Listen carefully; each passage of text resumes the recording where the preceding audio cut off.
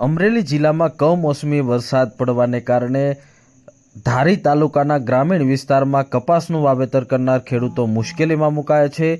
કપાસના છોડમાં રહેલા કપાસ પણ ઉગવા લાગ્યો છે, જેથી ખેડૂત મુશ્કેલીમાં મુકાય છે। કપાસના પૂંભડા, જે કપાસના ફૂલ કહી શકાય છે, તેની અંદર જે કપાસિયા બીજ આવે છે તે હવે ફૂટી નીકળ્યા છે, જેથી ખેડૂત મુશ્કેલીમાં મુકાયા છે।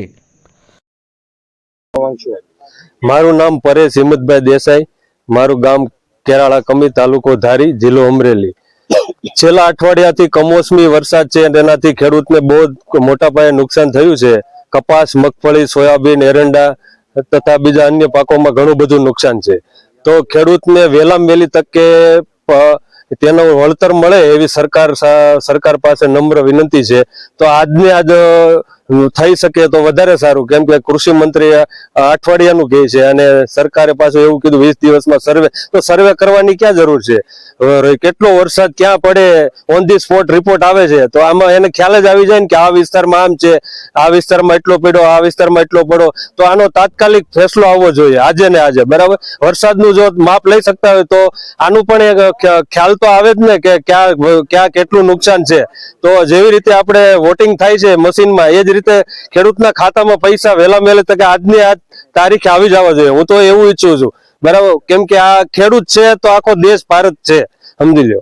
તો ખેડૂતને મતલબ ખૂબ જ મોટા પાયે નુકસાન છે, તેનું વળતર મળવું જોઈએ, એ ખેડૂતનો હક છે। સર્વેના ગતકડા હોવા જ ન જોઈએ, બરાબર, કે અહીંયા એટલું નુકસાન, અહીંયા એટલું નુકસાન। હવે આ ટોટલી ક્યાં કેટલો વરસાદ પડ્યો સરકારને બધી ખબર જ છે, તો સર્વે નું એ શું સર્વે? ખેડૂતે વાવેલું છે, બિયારણ એટલા મોંઘા છે, બધું ખબર જ છે, તો એમાં સર્વેના શું ગતકડા હોવા જોઈએ? સીધું ખાતામાં જ પૈસા આવવા જોઈએ, બીજી કોઈ ફિલ્મ હોવી જ ન જોઈએ, બરાબર। એક આ સરકારને નમ્ર વિનંતી છે। રમેશભાઈ બાલુભાઈ બોરડ મારું નામ, ગામ કમી કેરાળા, તાલુકો ધારી, જિલ્લો અમરેલી। હવે આ સર્વેની વાત આવે છે તો પેલા 8 દિવસમાં સર્વે કરવાનું હતું, અત્યારે 20 દિવસ કર્યા છે। તો આવું શું કામ કરે છે કઈ ખબર નથી પડતી। અત્યારે ખેડૂત કેટલો હેરાન થાય છે એ કોઈને ખબર નથી પડતી, કારણ કે આ દિવાળીનો સમય ગયો, કેવી રીતે ખેડૂતે આ સમય પસાર કર્યો છે, અને આ વરસાદના માવઠા, દિવાળી પહેલા વરસાદ પડ્યો, હજી એના માંડ ખેતરની અંદર જવાય એવું થયું, ત્યાં પાછું આ માવઠું આવ્યું। અત્યારે પાક સદંતર નાશ પામી ગયો। આખા અમરેલી જિલ્લામાં કોઈ જગ્યા બાકી નથી કે ભાઈ આ જગ્યાએ નુકસાન નથી, એમ પારાવારિક નુકસાની છે। તો હવે આ સર્વે કરવાનું શું કામ કરે છે એ જ કઈ ખબર નથી પડતી। સરકારને બધી ખબર પડે છે કે ભાઈ ક્યાં કેટલું નુકસાન છે, ક્યાં કેટલો વરસાદ છે, અને આ સર્વે કરવાનું 8 દિવસથી હવે 20 દિવસ કર્યા। તો આવી રીતે ખેડૂતને રાતા પાણીએ એક તો વરસાદ રોવરાવી ગયો છે ને હવે ખેડૂતને રોવરાવે છે સરકાર। તો ભાઈ ડાયરેક્ટલી ખાતામાં પૈસા આપી દો ને, શું તમે આમ કરો, 2 હેક્ટરમાં આમ આપવા ને આમ આપવા ને, જેટલી જમીન છે એ પ્રમાણે ભાગ પાડી અને આપી જ દો, જે ભાગે ભરતા આવે એ સહાય આપવાની હોય। હા, ડિજિટલ સર્વે નો ક્યાં પ્રશ્ન છે? આમાં ડિજિટલ સર્વે થાય એમ જ નથી કોઈ સંજોગોમાં, અને એની પાસે બધી સેટેલાઇટમાં બધું એને દેખાય છે, તો આ પાક કેમ નથી દેખાતો? વાડીએ જવાની તો રોડ રસ્તા અત્યારે તમે જ અમારી હારે આવ્યા છો, અમે તમને લઈને આવ્યા છે, એ ખબર હતી કે ભાઈ આ ટ્રેક્ટર ઊંધું જાય એમ હતું, આપણે 20 જણા બેઠા હતા અંદર ગામના, એટલે કેવો રસ્તો છે એ તમને ખ્યાલ છે, તમે એને વિડીયોમાં બતાવી દેજો કે ભાઈ જો આ રીતના રસ્તા છે।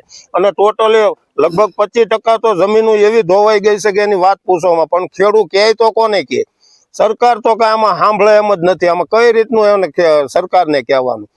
જમીન ધોવાઈ ગઈ, પાળા ધોવાઈ ગયા છે, પણ એ બધું થઈ જાય, પણ જો આની સહાય મળી જાય ને તો ખેડૂત બધું કરી શકે એમ છે। મજૂરી કરી રાત દિવસ અને બધું કમ્પ્લીટ કરે એમ છે ખેડૂત। બાકી ખેડૂત છે તો જ બધાય છે, બાકી કાંઈ છે નહીં, સમજી લેજો। 18 વરણ ખેડૂતની વાહે છે, એટલે સરકારશ્રીને એટલી નમ્ર વિનંતી છે કે ભાઈ જેમ બને એમ તમે આમાં ધ્યાન આપો, અને વહેલી તકે ખાતામાં ડાયરેક્ટલી સહાય નાખી દો।